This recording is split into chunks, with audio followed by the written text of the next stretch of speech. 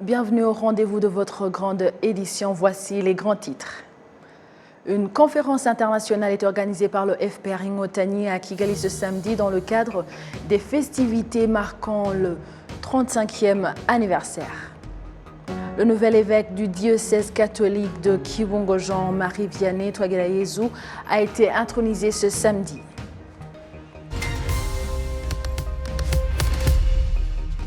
Madame, Monsieur, bonjour. Merci de suivre la télévision rwandaise.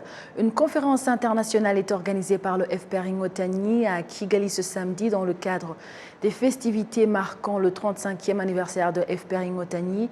Sont présents le président de la République, Paul Kagame, la première dame du Rwanda, Madame Jeannette Kagame, et les membres de ce parti politique et ceux d'autres partis politiques agréés au Rwanda. Cette conférence connaît également la participation de hautes personnalité du monde entier de renommée internationale. Le docteur Jean-Paul Kimonyo a expliqué le changement qui a conduit à la transformation profonde du Rwanda, et ce malgré les difficultés endurées par le Rwanda après le génocide perpétré contre les Tutsis au Rwanda en 1994. Ces trois processus dont vous parlez sont extrêmement importants. C'est les processus qui ont amené un changement profond au Rwanda. Et ce changement profond-là, c'est lui qui a permis la transformation du Rwanda ultérieurement. Il faut se rappeler un petit peu la situation qui prévalait avant. Les deux ou trois premières années après le génocide et la libération du pays, il y avait le chaos, il y avait les crises sécuritaires, crise humanitaire avec les rescapés du génocide, et le dénouement le plus total. Mais assez rapidement, la situation, après 2 ans, il y a eu une espèce de réhabilitation, une certaine stabilité est revenue, légère. Et un certain nombre de gens, notamment les cadres du parti et d'autres gens qui voulaient le bien de leur pays-ci, ont commencé à sentir que le pays était dans une impasse.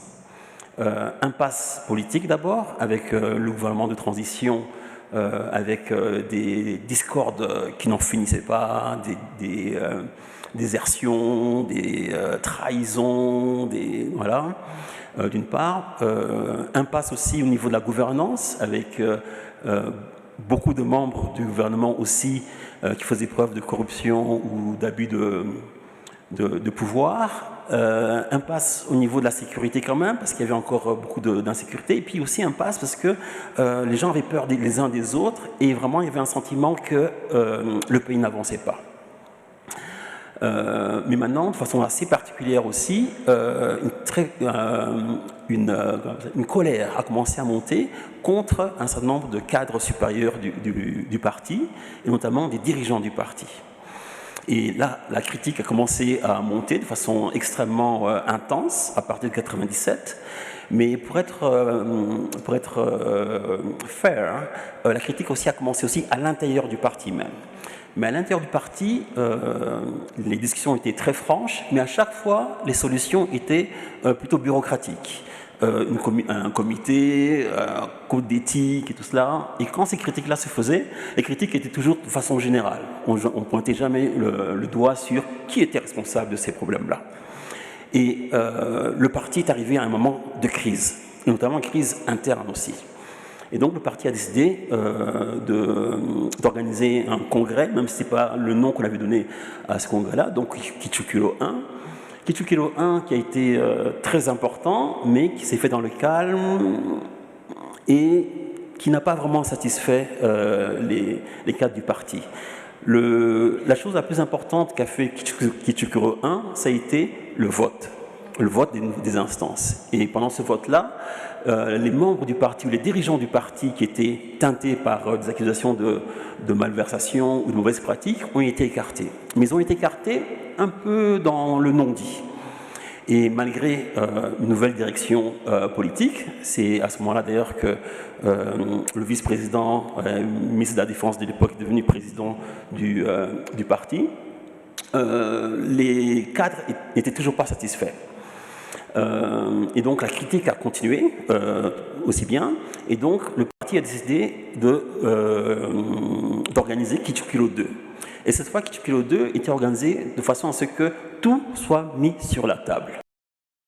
Les intervenants à cette conférence sont également revenus sur le rôle que doivent jouer les jeunes dans l'édification du Rwanda nouveau. Un accent particulier a été mis sur les défis d'apprendre aux jeunes l'histoire du Rwanda.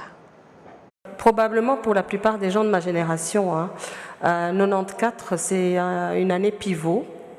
Ça veut dire que beaucoup d'entre nous calculent en disant, par exemple, ces jeunes, en 94, ils avaient 5 ans. Donc, et beaucoup d'entre eux n'étaient même pas nés. Je le remarque beaucoup depuis que je suis ici parce que je m'aperçois qu'ils regardent ce que le Rwanda a vécu en 94, c'est-à-dire une catastrophe sociale et une libération. Ils regardent ça comme de l'histoire parce que eux, ils vivent dans un Rwanda où ils n'ont pas, il y a des batailles qu'ils n'ont pas à mener. Voilà. Ils ne sont pas triés à l'école par classe ou par ethnie. Ils ne sont pas, ils sont poussés à entreprendre. Enfin, ils ont une autre.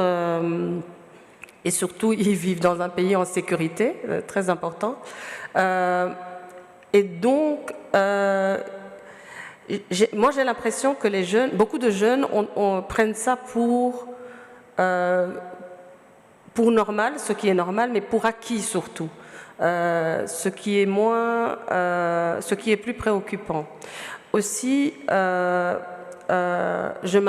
me suis aperçue aussi qu'ils ne connaissent pas nécessairement l'histoire. Par exemple, tout ce qui concerne le génocide, le négationnisme, les mémoriaux, qu'ils ne fréquentent pas beaucoup, j'ai l'impression. Je pourrais me tromper. Moi, je pense que c'est très compliqué. Il faut savoir d'où l'on vient. Il faut savoir d'où l'on vient. C'est très important parce que sinon, c'est très, très difficile d'avancer et d'avancer sans risque. La plupart des miliciens qui étaient là en 94, c'était des jeunes aussi. C'était des jeunes de cet âge-là. Et les jeunes sont très impressionnables par rapport aux idéologies, spécialement aux idéologies nocives. Ça imprime beaucoup sur eux.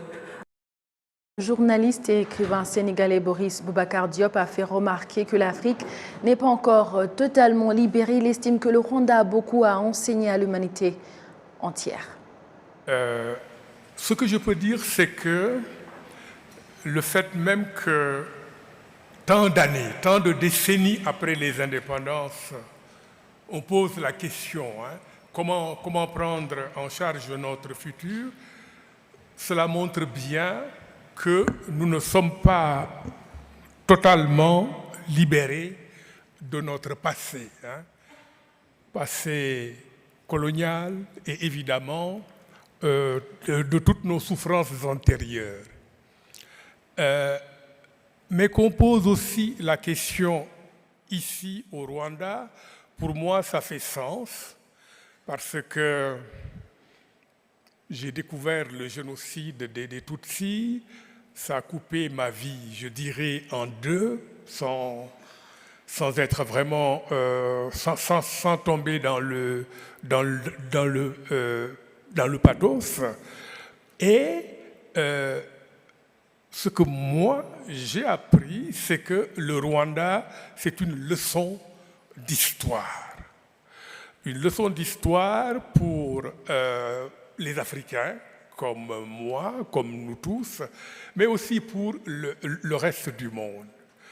Nous célébrons, nous commémorons l'anniversaire d'un mouvement de libération nationale qui, chose rare, a remporté la victoire.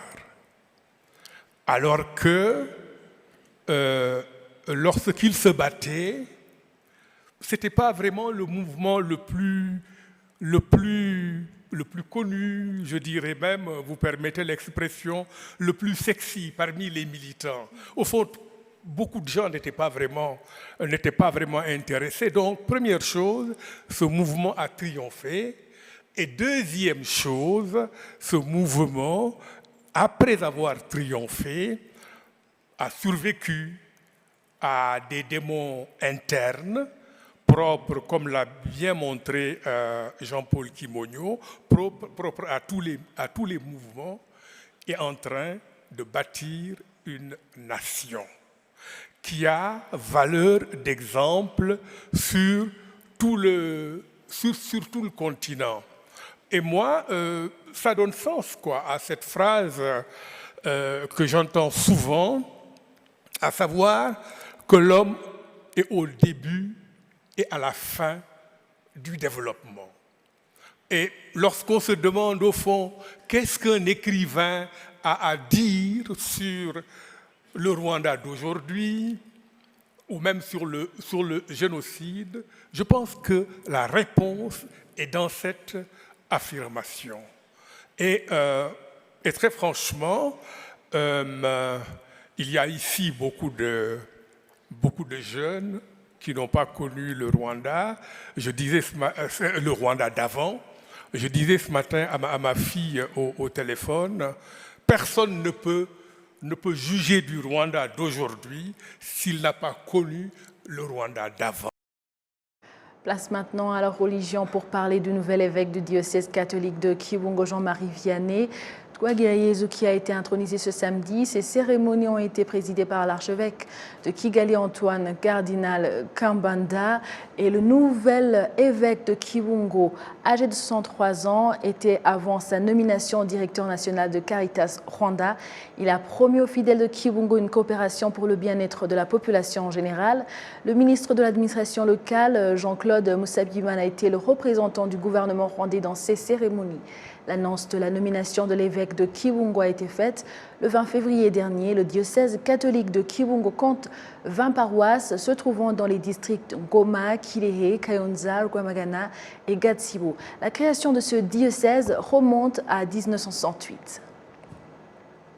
Place maintenant aux spécialistes en santé mentale qui indiquent que les jeunes nécessitent une assistance particulière pour ne pas tomber dans la dépression inhérente à la situation économique mondiale actuelle et l'avenir qui des fois peut être incertain pour certains pays. Docteur Aristide Lutaïsile s'exprime à ce propos. Quand est-ce qu'un avenir devient incertain? Ça peut être d'abord par expérience. On peut comparer. À l'époque, quelqu'un qui sortait à l'école primaire, il commençait à se dire qu'il a fait déjà des études. Quelqu'un qui terminait ses études, à l'époque on les appelait les études humanitaires, donc ça veut dire à la fin de l'école secondaire, déjà il trouvait le travail facilement. Aujourd'hui, celui qui a terminé le bac ou la licence, il trouve le travail difficilement. Donc, par expérience, on peut aller à l'école, on se dit oui, je vais avoir un diplôme. Après, je vais faire j'allais dire graduation, alors que ce n'est pas un mot français, plutôt la collation des grades. C'est la joie, c'est la fête. Mais après, on se pose des questions. De quoi ça va nous servir après? Donc, cela peut réduire l'envie d'aller à l'école. Si j'ai cette expérience de comparaison, un tel a un master, un tel a une licence, et il n'a pas pu terminer, il n'a pas plutôt un travail après ses études, pourquoi je dois aller à l'école? Ça peut être aussi l'inverse.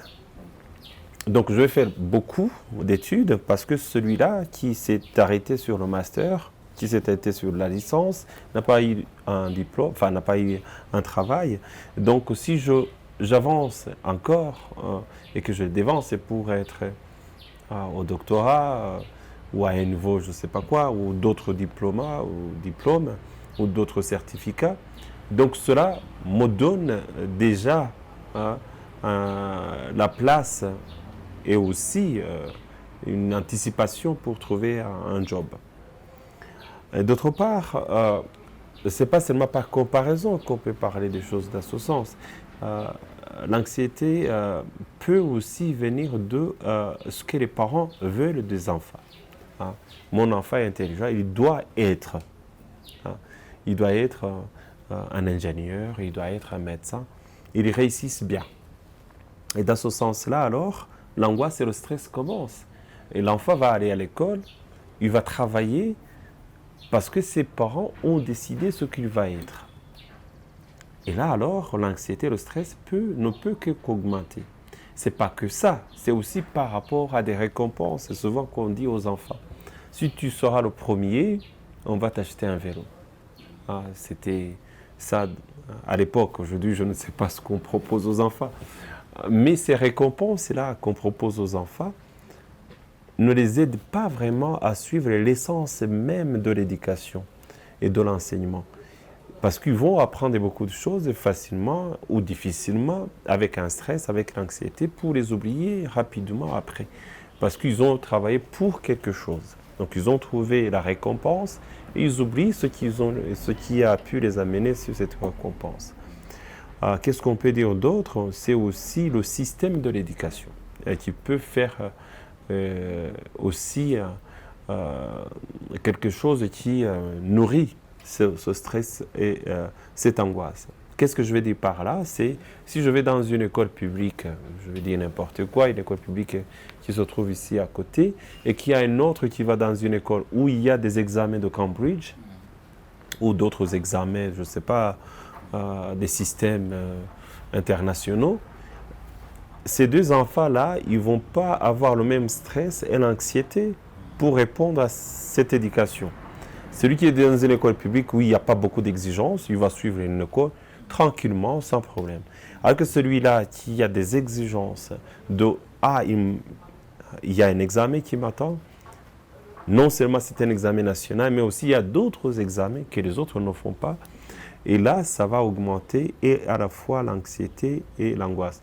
Mais c'est aussi un autre point qui est lié pas seulement au système d'enseignement, mais plutôt au système de vie à l'école. La vie à l'école. À l'époque, c'était se comparer avec les autres, que ce soit du point de vue économique ou ça veut dire le statut. Un enfant qui a des parents qui ont des revenus généreux et un autre qui a des parents qui trouvent difficilement les revenus pour payer les frais scolaires.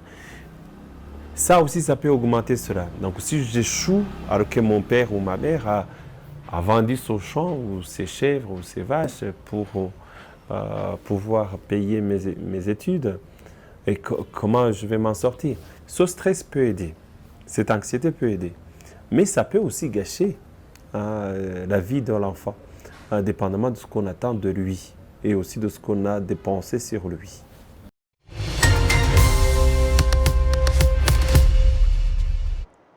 Le Rwanda s'est engagé à restaurer les superficies touchées par la déforestation et à sauvegarder ainsi les écosystèmes naturels du pays. Dans notre page Écho du Rwanda aujourd'hui, nous allons revenir sur les initiatives qui appuient la vision du Rwanda de sauvegarder la biodiversité au plus haut niveau. Jean Damascène, Manéchim.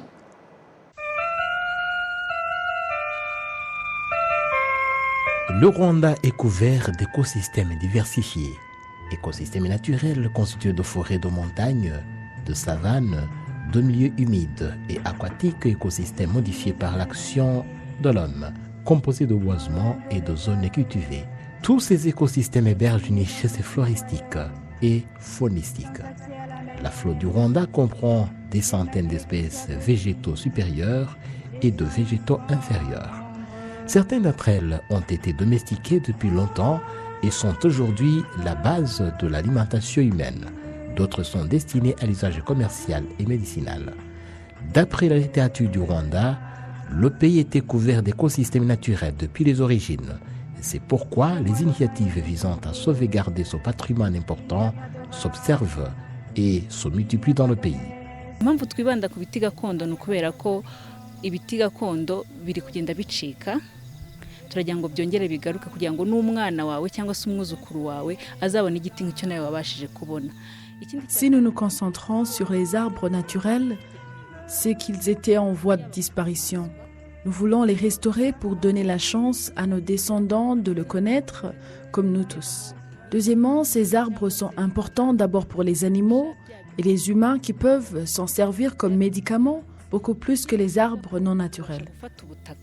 Kuko nk'aho ibi biti gakondo twabiteye uramutse unabiranduye wakongera ugatera ugasanga ubutaka bumeze neza, ariko habaye hari biriya biti bituruka hanze akenshi byangiza ubutaka.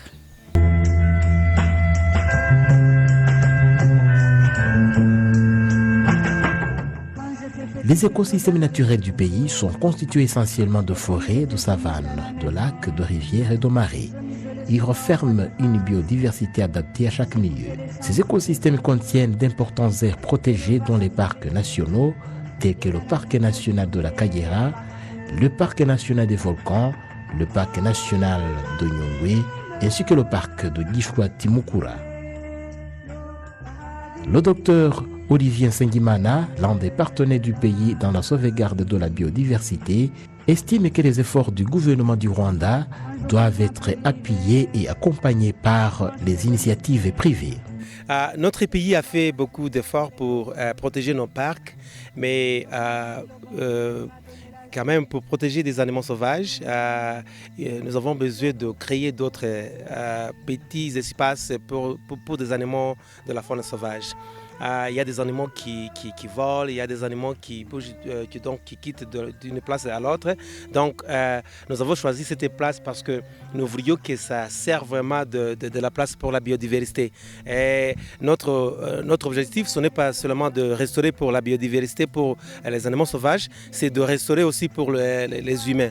Donc notre programme prend en compte, donc prend en charge de la population aux alentours.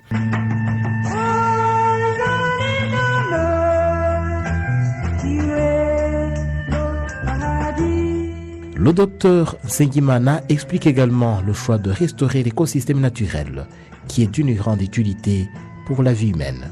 On a préféré cette région parce que nous voulions créer un espace pour la faune sauvage, les oiseaux, les petits mammifères sauvages, et aussi créer un espace où les voisins, donc ceux qui vivent aux alentours, puissent se voir, puissent aimer, venir ici pour les médicaments, pour autres services que la place comme celle-ci peut donner. La biodiversité agricole ou agrobiodiversité s'applique à la variété et à la variabilité des animaux, des plantes et des micro-organismes vivant sur Terre et qui sont importants pour l'alimentation et l'agriculture et qui résultent de l'interaction entre l'environnement, les ressources génétiques et les systèmes, ainsi que les pratiques de gestion utilisées par la population. D'ici 2030, le Rwanda prévoit de diminuer l'utilisation du charbon de bois et du bois de chauffage de 85 à 42%, une stratégie de reboisement qui s'inscrit dans le plan national du gouvernement. Ce but vise à protéger la couverture forestière du pays pour éviter les impacts néfastes du changement climatique. Pour réaliser ces objectifs, les efforts du gouvernement du Rwanda ont besoin d'un accompagnement de divers intervenants du secteur privé en particulier. Donc la première phase, c'était de restaurer, de voir si c'est possible. Et pour le moment, on est en train de penser comment, avec les voisins, on peut créer quelque chose quand même de plus, l'écotourisme, d'autres activités qu'on peut faire aussi pour que les voisins puissent bénéficier, mais pour que la faune sauvage puisse bénéficier.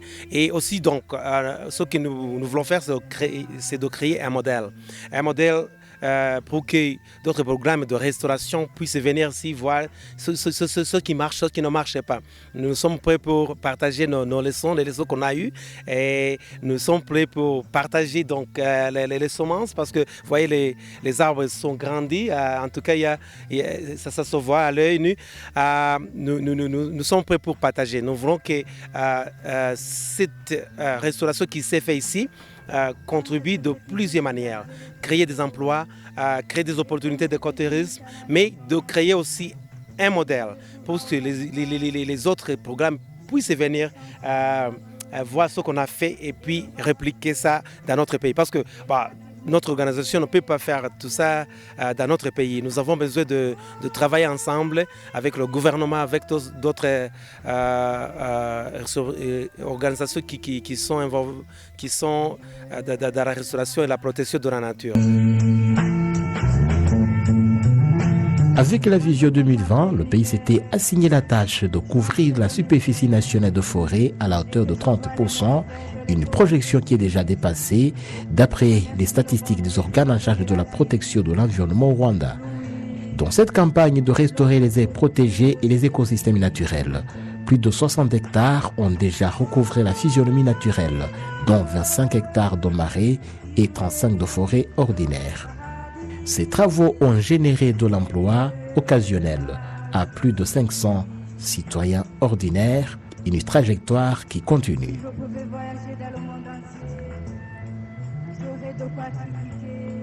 Outre la beauté naturelle de ces aires protégées, le Rwanda mise également sur le tourisme de ces aires pour accroître les revenus touristiques.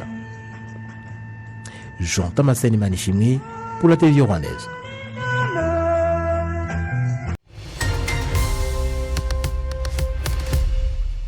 C'est par ici que prend fin la grande édition d'aujourd'hui. Au nom de toute l'équipe qui l'a réalisée, je souhaite de passer une bonne suite des programmes de la télévision rwandaise. J'étais avec Amandine Dikoumassavo. À la prochaine et d'ici là, portez-vous bien.